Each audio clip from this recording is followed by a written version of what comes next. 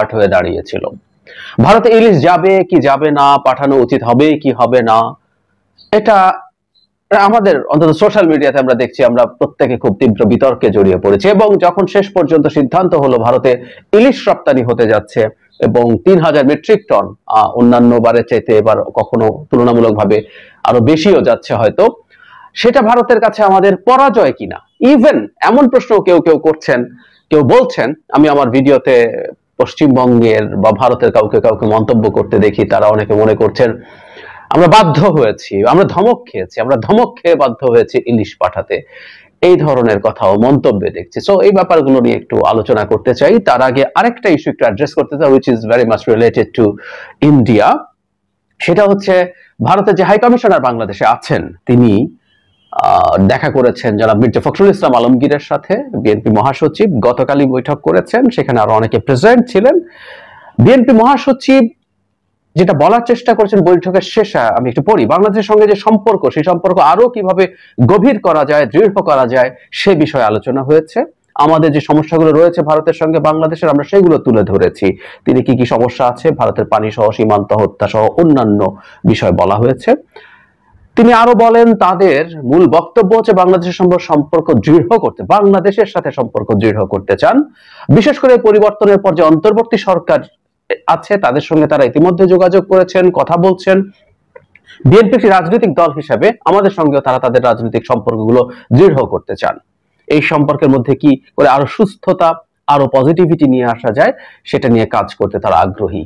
এটা আমরা মাথায় রাখবো। ইলিশের পর আমরা দুটোকে একত্র করে, যে কারণে আমি দুটো বিষয় আসলে একত্র করে কথা বলতে চাইছি।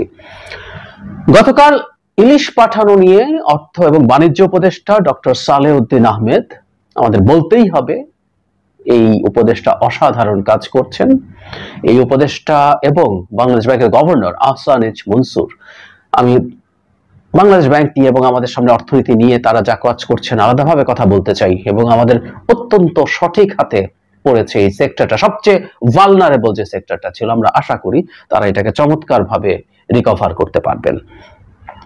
ডক্টর সালেউদ্দিন আহমেদ বলছেন যে বৃহত্তর স্বার্থে এবং সর্বোচ্চ মহলের সিদ্ধান্তে, এবং এখানে যখন তাকে স্মরণ করিয়ে দেওয়া হয়েছিল যে উঁচু মহল থেকে বলা হয়েছিল, আমরা যদি ভুল না করি সম্ভবত একজন উপদেষ্টা বলেছিলেন যে ইলিশ রপ্তানি করা হচ্ছে না দেশের মানুষের স্বার্থে, ডক্টর সালেউদ্দিন হোসেন তারও উপরের পর্যায় থেকে বলা হয়েছে। আমরা ধারণা করতে পারি এটা একেবারে সর্বোচ্চ পর্যায়ে, মানে প্রধান উপদেষ্টার পর্যায় থেকে এই ছাড়পত্র দেওয়া হতে পারে। প্রথম একটা কথা বলে রাখা ভালো, যেটা ডক্টর সালেউদ্দিন আহমেদও ক্লিয়ার করেছেন, সেটা হলো ইলিশ ভারতে রপ্তানি না হলে আমাদের ইলিশের দাম কমবে ধরনের যে আলোচনা আছে, সেটা একেবারেই অর্থহীন। এটা একেবারেই অর্থহীন। আমরা আসলে এটা আলোচনা করব আমাদের দুই দেশের বিদ্যমান পারস্পরিক যে সম্পর্ক এখন আছে সেটার নিরিখে। এই সস্তায় খেতে পারবো সেটা দিয়ে না। 3000 টন ইলিশ সম্পর্কে ডক্টর সালেউদ্দিন বলছেন, ট্রু, মেঘনাঘাটে চাঁদপুরে একদিনে এই পরিমাণ ইলিশ এসে নামে, এটা হলো এই ইলিশের পরিমাণ। আর আমরা অনেকে হয়তো এর মধ্যে জেনে গেছি, বাংলাদেশ প্রতি বছর 5.5 লাখ টন 5.5 লাখ টন ইলিশ উৎপাদন করে। তাহলে 3000 মেট্রিক টন যদি ভারতে নাও যেত, সেটা আমাদের সাপ্লাইকে এতটাই বেশি রাখতো না যে এটার জন্য আমাদের দাম কমে যেত। সুতরাং এটা ভুল তর্ক, ভুল আলোচনা, এটা বাদ দেই। আমাদের হয়তো আলোচনা করা এইখানে উচিত হবে, সেটা হচ্ছে which is very important, যে ভারতের সাথে আমাদের যে এখনকার সম্পর্কের ধরন, বিশেষ করে শেখ হাসিনা পতন এবং ভারতে পালিয়ে যাওয়ার পর ভারত আমাদের সরকারের সাথে যে ধরনের আচরণ করছে, সেই আচরণের পরিপ্রেক্ষিতে এই ইলিশ না পাঠিয়ে আমরা কি একটা মেসেজ দিতে পারতাম কিনা। আমরা অন্তত যারা কিছুটা সেন্স নিয়ে কথা বলি, তারা এই পয়েন্টটাই বলতে হয়তো চেষ্টা করছি যে এই ইলিশ শেষ পর্যন্ত না পাঠানো হলে আমরা একটা মেসেজ দিতে পারতাম যে তোমার বিরুদ্ধেও আমি দাঁড়াতে পারি এবং তোমার ইচ্ছার বাইরেও আমি চলতে পারি। সেই জায়গায় এখন ইলিশ পাঠানোর সিদ্ধান্তটা কি ভুল হলো কিনা, এটা আমরা এভাবে দেখতে পারি। আমাদের একটা কথা মনে রাখা দরকার আছে, খুবই ইম্পর্টেন্ট এটা, সেটা হলো একটা দেশের সাথে আপনি যখন ক্ষমতায় যান, দায়িত্বে যান, তার সাথে ডিপ্লোম্যাসির একটা ধরন আছে। It's not that easy. আপনি বাইরে দাঁড়িয়ে একভাবে কথা বলবেন, আপনি যখন সরকারে যাবেন তখনকার কথার ধরনটা ভিন্ন হবে। আমরা ফেসবুকে একটা স্ক্রিনশট ছড়িয়ে পড়তে দেখেছি, আমি জানি না এটা জেনুইন কিনা, ডক্টর আসিফ নজরুল রপ্তানির বিরুদ্ধে একবার কথা বলেছিলেন। আজকে আমরা যারা কথা বলছি যে রপ্তানি করা যাবে না, আমাদের যে কেউকে যদি সরকারে বসিয়ে দেয়, ক্ষমতায় বসিয়ে দেয়, আমরা দেখবো বিষয়গুলো এত সহজ না। নিশ্চিতভাবে এর মধ্যে অনেক যদি কিন্তু আছে। এখন আমি ইলিশ রপ্তানির এই সিদ্ধান্তটাকে আসলে স্বাগত জানাই এ কারণে, প্রথম আমরা পাঠাবো না বলেছিলাম, দ্যাট মিনস ভারতের এই পুজো সামনে রেখে তারা চাইছেন যে তাদের ওখানে ইলিশ যাবে এবং আমরা রপ্তানি করব না, সেই নিউজ যাওয়ার সাথে সাথে অনেক বেশি দাম হয়ে গিয়েছিল সেখানে, এবং আবার আমরাই সিদ্ধান্ত নিলাম। আমি কোনোভাবেই মনে করি না এটা আসলে ভারতের চাপে, ভারতের ধমকে বা নুদনের পক্ষে তার দিক থেকে কিছুটা গোস্বার কারণে আমরা এটা করছি, আমি মনে করি না। আমরা যে কারণে করছি এটাই ডিপ্লোম্যাসি। ডিপ্লোম্যাসি এভাবেই কাজ করে। আপনি কখনো কখনো কোনো দেশের সাথে এক ধরনের স্ট্রং অ্যাটিটিউড দেখাবেন, কখনো কখনো প্রয়োজনে কিছুটা ছাড় দিবেন। This is what diplomacy is. এটা এরকমই, কিছু করার নেই, ডিপ্লোম্যাসি এভাবেই চলে। ডক্টর ইউনূস ক্ষমতায় আসার পর থেকে ভারতকে যথেষ্ট কঠোর বার্তা দিচ্ছে। কঠোর বার্তা মানে উনি ভারতকে খুব অফেন্সিভ কিছু বলেছেন তা না, উনি ভারতকে কঠোর বার্তা এটা দিয়েছেন যে বাংলাদেশ একটা স্বাধীন সার্বভৌম রাষ্ট্র, এই স্বাধীন সার্বভৌম রাষ্ট্রকে, বাংলাদেশকে এভাবেই বিবেচনা করে তোমাকে চলতে হবে। ওদের মিডিয়ার সাথে তিনি এভাবেই কথা বলেছেন এবং আমি ধারণা করি যখন জনাব মোদির সাথে কথা হয়েছে উনি এই বার্তাটাও দিতে চেয়েছেন। ফলে বাংলাদেশের যে রিঅ্যালাইনমেন্ট আমরা চাইছি যে ভারত তুমি আমাকে শেখ হাসিনার সাথে যেভাবে ডিল করেছে, ডক্টর ইউনূস এবং এই সরকারের সাথে এভাবে ডিল করলে চলবে না, সেই মেসেজটা দেওয়া হয়েছে। তারপর আবার এটাও তো সত্য কথা, খুবই জরুরি কথা, ভারতের সাথে আমাদের একটা ওয়ার্কিং রিলেশনশিপ লাগবে। আমরা কেউ যদি মনে করি ভারতের সাথে আমরা চিরশত্রুতে পরিণত হয়ে ভারতের সাথে যাতা করে ফেলবো, এটা খুব ভুল চিন্তা। আমি অন্তত I don't by that suggestion. So আমি ব্যক্তিগতভাবে মনে করি, সুতরাং আমাদের এই ওয়ার্কিং রিলেশনশিপটা এখন যখন ডেভেলপ করার কথা আসছে, আমরা ভারতের কিছু চাহিদা, কিছু জিনিস আমরা যদি আমাদের ক্ষতি না করি, এটা রপ্তানি করে তো টাকা আসবে, কোনো সন্দেহ নেই, এটা রপ্তানি করছি, এটা আমরা উপহার পাঠাচ্ছি না।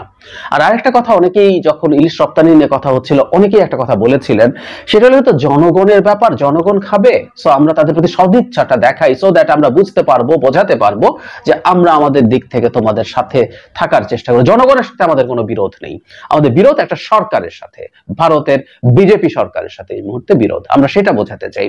এবং এটাও কেউ যোগ করেছিলেন, হুইচ ইজ ভেরি রাইট, পশ্চিমবঙ্গের বহু মানুষ, বহু স্টুডেন্ট বাংলাদেশের জনগণের অধিকারের পক্ষে রাস্তায় নেমেছিলেন শেখ হাসিনার ম্যাসাকারের বিরুদ্ধে, তার বিরুদ্ধে স্লোগান কলকাতার মাটিতে হয়েছে। সুতরাং সেই মানুষগুলোর প্রতি আমরা আমাদের সদিচ্ছা দেখানো উচিত, আমিও মনে করি। এবং মমতা ব্যানার্জি অনেক ক্ষেত্রেই বাংলাদেশ জনগণের স্বার্থের বিরুদ্ধে অবস্থান নিলেও শেখ হাসিনার বিরুদ্ধে তিনি অনেক সময় অনেক অবস্থান নিয়েছেন, এটা সত্য কথা। সুতরাং আমাদের এই সদিচ্ছাটা দেখানো উচিত, কেউ বলছেন।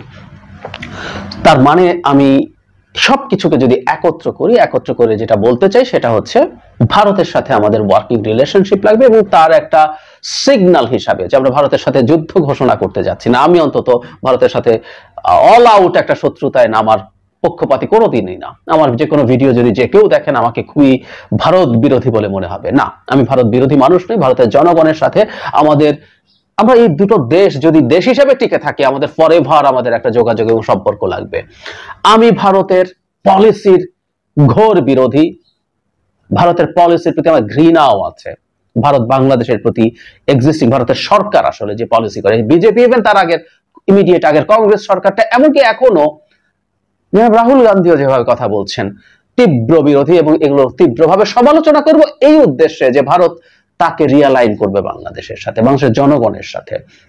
সেই কারণে ঠিক একই ঘটনায় একই কারণে আমি মনে করি ভারতের হাই কমিশনার এখন এটাও আমরা একটু পজিটিভ সিগন্যাল মনে করব, দেখা করেছেন বিএনপির সাথে, কারণ তাদের এই বাস্তবতা বোঝা দরকার এবং তারা এই বাস্তবতা বুঝতে পারছেন যে অচিরেই শেখ হাসিনা নামের দাসীকে তারা বাংলাদেশে পাঠাইয়ে ক্ষমতায় আনতে পারবেন না, বা আর কোন দাস বা দাসীকে এখানে খুব সহসা অন্তত তারা বসাতে পারছেন না, বুঝে গেছেন। সুতরাং তারা নতুন করে এনগেজ করতে চাইছেন। বিএনপি মহাসচিব যেটা ব্রিফ করেছেন যে তারা চাইছেন এদেশের জনগণের অন্যান্য রাজনৈতিক দলের সাথে এনগেজ করার চেষ্টা করা, হুইচ ইজ ভেরি রাইট। এখন কেউ যদি বলেন বিএনপি তো তার সাথে দেখা করা উচিত ছিল না, কারণ বিএনপি যে ক্ষমতায় থেকে বাইরে আছে এত বছর, ১/১১ থেকে শুরু করে এখন পর্যন্ত সবকিছুর পেছনে কলকাঠি ভারত নেড়েছে, সুতরাং ভারতের সাথে বিএনপির যুদ্ধ ঘোষণা করা উচিত। আমি সেটা মনে করি না। একটা প্র্যাগম্যাটিক, একটা প্র্যাকটিক্যাল দলের উচিত হলো এই কাজগুলো করা। যা ঘটেছে, বহু কিছু ঘটে, মানে আমাদের অত সুযোগ নেই আলোচনার। পরস্পরের সাথে যুদ্ধ করেছে কিন্তু পরে মিত্রে পরিণত হয়েছে, অনেক উদাহরণ আছে পৃথিবীতে। যুদ্ধ করেছে, এই পরিস্থিতি আছে। সুতরাং ভারত যদি ভারত করবে কিনা যে ডিফারেন্ট ডিবেট, কিন্তু ভারত যদি তার আগের অবস্থান থেকে সরে এসে এই দেশে যেই গণতান্ত্রিক ভাবে ক্ষমতায় আসবে, ক্ষমতায় থাকবে, তার সাথে সে কাজ করতে প্রস্তুত, জনগণের সাথে কাজ করতে প্রস্তুত। কোন একটা ব্যক্তিকে অবৈধভাবে ক্ষমতায় রেখে তাকে দাসী বা দাস বানিয়ে তাকে দিয়ে দেশের স্বার্থ, বাংলাদেশের স্বার্থ জলাঞ্জলি দিয়ে সব নিয়ে নেব, এই মানসিকতা থেকে যদি ভারত সরে আসে, ভারতের সাথে নিশ্চয়ই প্রত্যেককে কাজ করতে হবে। এবং এই ভারতের এই মানসিকতাই আমরা চাই। আসলে ভারতের সরকার কি আছেন না আছেন সেটা নিয়ে আমাদের ব্যক্তিগত চয়েস থাকতে পারে। আমি বহুবার বলেছি, মোটা দাগে আমি যেহেতু আইডেন্টিটি পলিটিক্স অত্যন্ত বিরোধী মানুষ, আমি বিজেপির রাজনীতি, বিজেপির ভারতের ক্ষমতায় থাকাটা আমার ব্যক্তিগতভাবে পছন্দ করি না। তাত্ত্বিকভাবে বলছি, আমি যদি কোনো রাষ্ট্রের দায়িত্বে থাকতাম, বিজেপির সাথে তো আমাকে এনগেজ করতে হতো, কিন্তু ওখানে আমি বিজেপির কাছে এটা এক্সপেক্ট করতাম যে তিনি বাংলাদেশের সাথে ইন্টারঅ্যাক্ট করবেন, তিনি বাংলাদেশের স্বার্থের সাথে ইন্টারঅ্যাক্ট করবেন, আমাদের পারস্পরিক আদান প্রদান হবে মিউচুয়াল বেনিফিটের জন্য, উইন উইন সিচুয়েশনের জন্য। এটা প্যারাসাইটিক না, প্যারাসাইটের মতো আমাকে শুষতে থাকবেন, এটা হতে পারবে না। এটুকুই তো আমাদের চাওয়া। সুতরাং ইলিশ পাঠানোকে আমি ওয়েলকাম করি, এমনকি ভারতের হাই কমিশনার বিএনপির মহাসচিবের সাথে বসেছেন, এটাও ওয়েলকাম করি। আমরা আশা করতেই পারি